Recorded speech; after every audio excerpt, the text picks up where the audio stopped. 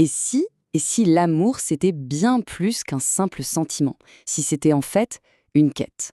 Cette idée que tout seul l'être humain serait incomplet, qu'il passerait sa vie à chercher sa moitié manquante. C'est un voyage assez fascinant que de grands auteurs français ont exploré, et c'est justement ça qu'on va décrypter ensemble aujourd'hui.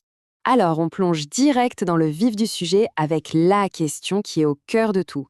Est-ce que, par nature, on est incomplet quand on est seul?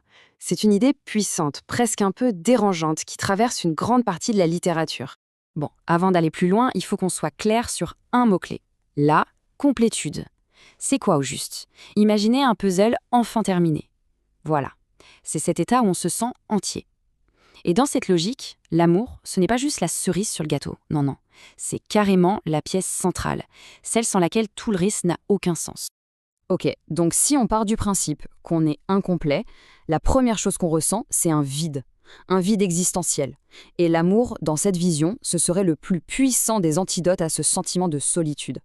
Ce qui est absolument génial avec cette phrase de Lamartine, c'est qu'elle prend le problème à l'envers. Elle nous montre que si l'absence d'une seule personne peut vider le monde entier, c'est la preuve que sa présence, elle, le rendait parfaitement complet. C'est simple, mais redoutable. Chez Aragon, on va encore plus loin. L'amour, ce n'est plus juste un réconfort, c'est un salut, un sauvetage, littéralement. Les mains de l'autre ne sont pas un simple contact, non, elles sont un refuge. Un abri où une âme un peu perdue peut enfin se poser et trouver la paix, être sauvée de son propre chaos intérieur. D'accord, le vide est comblé. Mais la quête, elle, ne s'arrête pas là. L'étape suivante, c'est cette idée d'une union tellement parfaite que deux êtres finissent par n'en former plus qu'un. C'est ce qu'on appelle la fusion des âmes. Alors là, avec Saint-Exupéry, on change complètement de perspective. Pour lui, la vraie complétude, ce n'est pas de se perdre dans les yeux de l'autre. Pas du tout. C'est de regarder ensemble dans la même direction. Deux personnes deviennent un, non pas en se suffisant à elles-mêmes, mais en s'unissant pour un projet qui les dépasse. C'est une idée magnifique tout de même. Et cette idée de fusion, parfois, elle est poussée à son paroxysme. C'est ce qui illustre parfaitement ces mythes qu'on connaît tous. Pour Tristan et Iseult, au Roméo et Juliette, la fusion est si totale que la séparation devient impensable. Littéralement. Ils ne peuvent tout simplement pas exister l'un sans l'autre. La mort devient alors l'ultime preuve de leur union. Comblés, fusionnés. Et si l'amour allait encore plus loin? S'il ne se contentait pas d'assembler des pièces, mais qu'il créait quelque chose d'entièrement nouveau? On aborde ici l'idée que l'amour peut nous métamorphoser, nous faire renaître. Ce processus de renaissance est vraiment fascinant. Voyons ça comme ça. Avant l'amour, comme le suggère Victor Hugo, on est en quelque sorte en gestation, pas encore tout à fait né.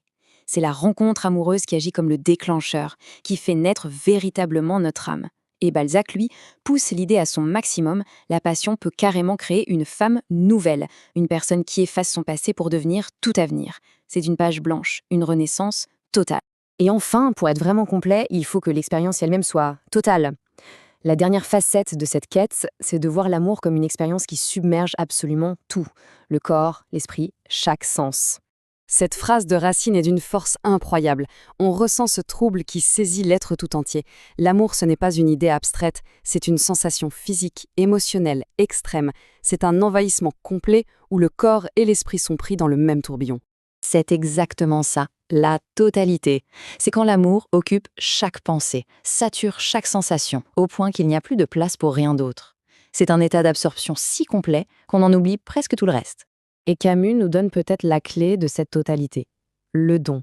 Le point crucial ici, c'est que l'amour devient un acte où on se donne soi-même, de manière absolue, sans rien calculer. C'est peut-être ça le paradoxe final. On atteint la complétude non pas en recevant, mais en se donnant entièrement, sans rien attendre. Alors, au bout de ce parcours, qu'est-ce qu'on peut dire? On a vu comment cette vision de l'amour est, au fond, une tentative de passer d'un état de manque à un état de plénitude absolue. Donc, pour résumer un peu ce voyage, on a vu que cette quête de complétude par l'amour peut prendre 4 grands chemins.